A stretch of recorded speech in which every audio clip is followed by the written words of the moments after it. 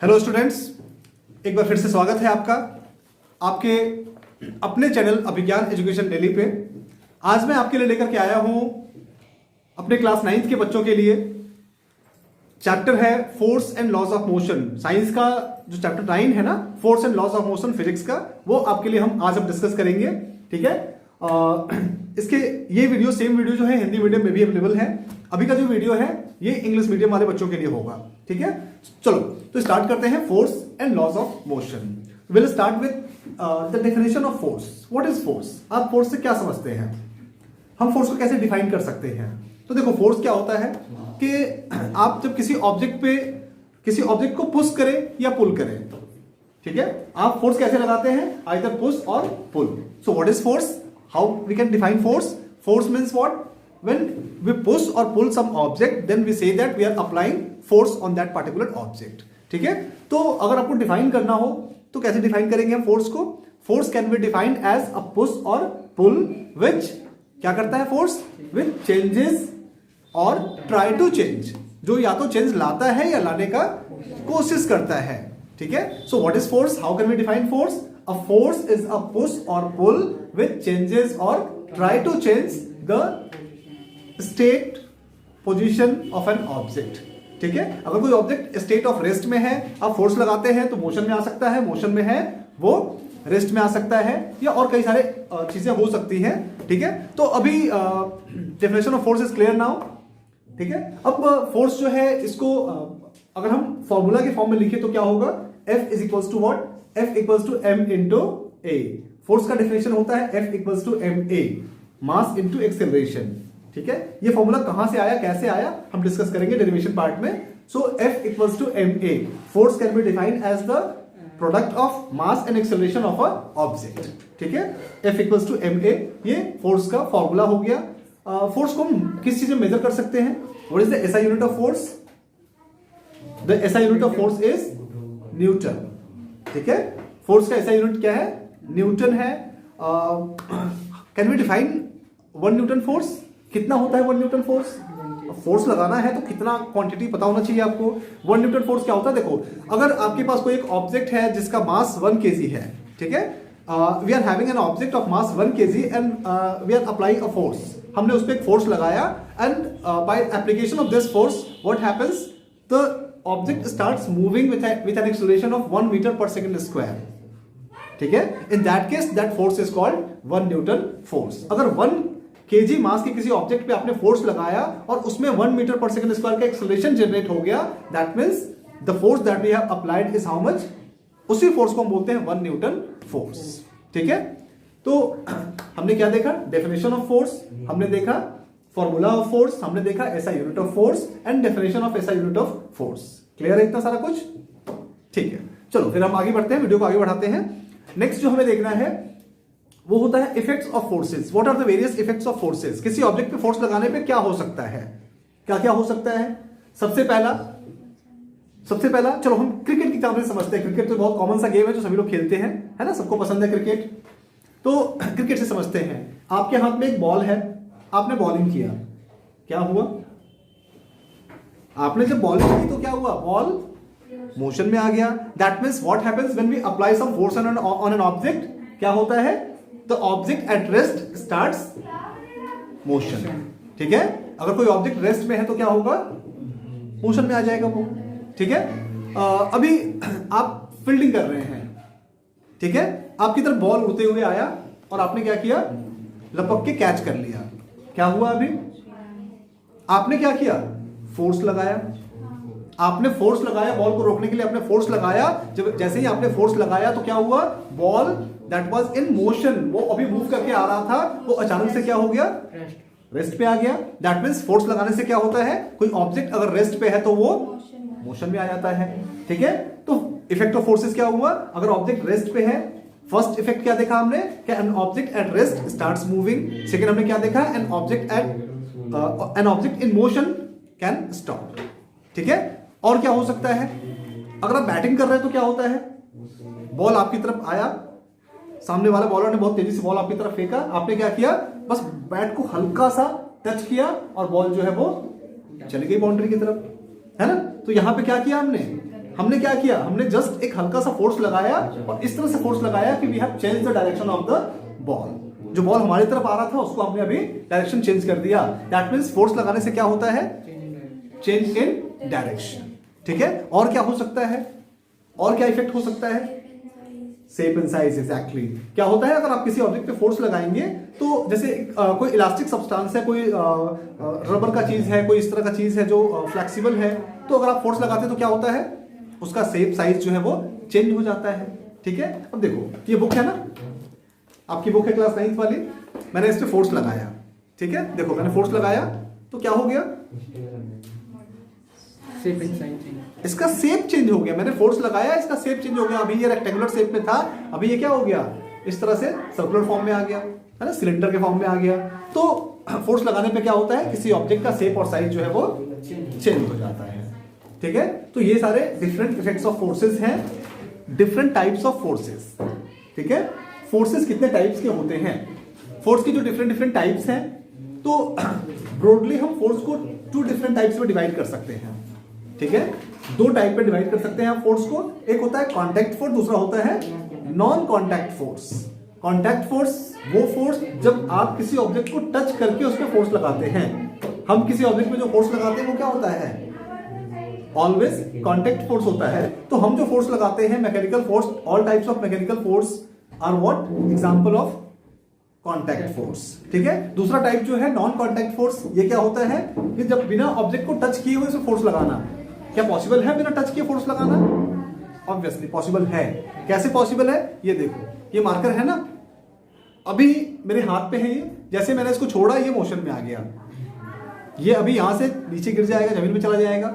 क्यों, ये नीचे क्यों गया, क्योंकि अर्थ इसको अपनी तरफ खींच रही है with a force, that force is called what, gravity, है ना। ग्रेविटी जो है, ग्रेविटी के कारण ये नीचे जा रहा है। मतलब हर एक ऑब्जेक्ट को अर्थ अपनी तरफ खींचती है। अर्थ इस ऑब्जेक्ट पे फोर्स लगा रहा है, तो क्या वो फोर्स जो है, क्या अर्थ अपने हाथ निकालती है और ऑब्जेक्ट को पकड़ के खींच लेती है? नहीं। क्या होता है, बिना टच किए हुए, बिना कांटेक्ट किए इस पे फोर्स लग रहा है। So gravitational force is an example of non contact force. ठीक है, और एग्जांपल आप देखना चाहें तो एक वो ले लो, मैग्नेट ले लो एक। ठीक है, एक मैग्नेट ले लो और एक कोई वो ले लो, आयरन का नेल ले लो। एक तरफ मैग्नेट रख दो, एक तरफ आयरन का नेल रख दो। ठीक है, तो आप क्या देखेंगे, दोनों एक दूसरे के रेंज में है, पास पास में है, तो आप क्या देखेंगे, अपने आप ये नेल जो है धीरे धीरे करके, पहले धीरे धीरे फिर तेजी से मैग्नेट से चिपक जाएगा। तो ये फोर्स क्या है, magnetic force is an example of non contact force. ठीक है, तो ये different types of forces, contact and non contact force है। अभी हमें इस चैप्टर में जो पढ़ना है, we have to study only about mechanical forces. जो कॉन्टैक्ट फोर्स है हमें सिर्फ उसके बारे में ही पढ़ना है। ठीक है, तो ये जो मैकेनिकल फोर्स है, मतलब हम जो किसी ऑब्जेक्ट पे फोर्स लगाते हैं, कोई ऑब्जेक्ट किसी ऑब्जेक्ट पे फोर्स लगा रहा है, तो ये जो फोर्स है इसको आप 2 टाइप में डिवाइड कर सकते हैं, बैलेंस्ड फोर्स, दूसरा होता है अनबैलेंस्ड फोर्स। ये क्या होता है, अगर जैसे ये बुक है, तो इस बुक को देखो, अभी यहां हमने रखा हुआ, मैंने ऐसे रखा हुआ है अभी। अब क्या देख रहे हैं, क्या ये अपना इसमें कोई मूवमेंट हो रहा है? क्या नहीं हो रहा। क्यों नहीं हो रहा? अभी ये ऐसे का ऐसे ही है, रुका हुआ स्टेशनरी पोजीशन में है, स्टेशनरी पोजीशन में है। क्यों पोजीशन में है इस पोजीशन में? क्योंकि इस पे अभी क्या फोर्स लग रहा है, there are 2 different types of forces acting upon this book, है ना। मेनली 2 फोर्स इस पे काम कर रहा है। पहला फोर्स है gravitational force of the earth, और दूसरा फोर्स है the force that I am applying. इस ऑब्जेक्ट पे मैं एक फोर्स लगा रहा हूं, है ना, इधर से मैंने फोर्स लगा रखा है, नीचे से ऊपर की तरफ मैं जो फोर्स लगा रहा हूं that is in upward direction, और जितना फोर्स मैं लगा रहा हूं सेम उतना ही फोर्स अर्थ इस पे लगा रहा है towards itself, that means downward position में। मैं लगा रहा हूं अपवर्ड फोर्स, अर्थ लगा रहा है इस पे डाउनवर्ड फोर्स। दोनों का बिल्कुल opposite and exact same quantity of force, same amount of force इस पे लग रहा है। तो दोनों पे बैलेंस्ड फोर्स लग रहा है, सेम फोर्स लग रहा है, इसलिए इसके अंदर कोई चेंजेस नहीं आ रहा है। तो जब किसी ऑब्जेक्ट पे ओवरऑल सेम फोर्स लगता है तो उसे क्या बोलते हैं हम, बैलेंस्ड फोर्स। और जब किसी ऑब्जेक्ट, अभी देखो ये क्या हो रहा है, धीरे धीरे धीरे नीचे जा रहा है, ये क्यों? क्योंकि अर्थ जितना फोर्स लगा रहा था उतना ही लगा रहा है, बट मेरा फोर्स कम हुआ, तो इसके कारण धीरे धीरे ये नीचे की तरफ जा रहा है। तो इसको बोलते हैं हम अनबैलेंस्ड फोर्स। जब किसी ऑब्जेक्ट पे बैलेंस फोर्स लगता है तो क्या होता है, वो रेस्ट में होता है। अगर दोनों तरफ से फोर्स लग रहा है, तीनों चारों तरफ से फोर्स लग रहा है, हर डायरेक्शन से फोर्स लग रहा है तो क्या होता है, ऑब्जेक्ट जो है वो रेस्ट में रहेगा। और ऑब्जेक्ट मोशन में कब आता है, जब उस पर कोई अनबैलेंस्ड फोर्स लगता है। ठीक है, तो इस तरह से फोर्स जो है, there are two different types of force, balanced and unbalanced force. Clear है? चलो नेक्स्ट आगे बढ़ते हैं। नेक्स्ट हमारा टॉपिक जो है that is inertia. What is inertia? What do we mean by inertia? Inertia is actually the tendency of an object. किसी भी ऑब्जेक्ट का टेंडेंसी है, किसी भी ऑब्जेक्ट का नेचर है inertia, due to which it opposes change in its state of rest और of motion, uniform motion. ठीक है, ऑब्जेक्ट चाहे रेस्ट में हो या मोशन में हो, वो जिस पोजीशन में है उसी पोजीशन में रहना पसंद करता है, वो अपने चेंज इन पोजीशन को अपोज करता है। This tendency of an object is called what? Inertia. ठीक है, so how can we define inertia? Inertia is what? Inertia is the tendency of an object. It is the nature of an object due to which it opposes change in its state of rest or of uniform motion. The different types of inertia we are discussing. First है inertia of rest. Inertia of rest क्या होता है? मैंने बताया आपको कि अगर ये मार्कर जो है, अगर हम यहाँ छोड़ दें और हम अगर एक दिन के बाद वापस आए, 2 दिन के बाद वापस आए, 10 दिन के बाद वापस आए, क्या मार्कर आपको यहाँ से कहीं और मिलेगा? नहीं, ये जहां पे है वही रहेगा, कहीं और इधर उधर नहीं जाएगा। क्यों? बिकॉज ये अपने पोजीशन में चेंज को अपोज करता है। अगर कोई इसको यहां से उठा के कहीं और रखना भी चाहे ना, तो भी ये अपोज करता है। ठीक है, कैसे? जैसे देखो, अभी दिखाता हूं आपको।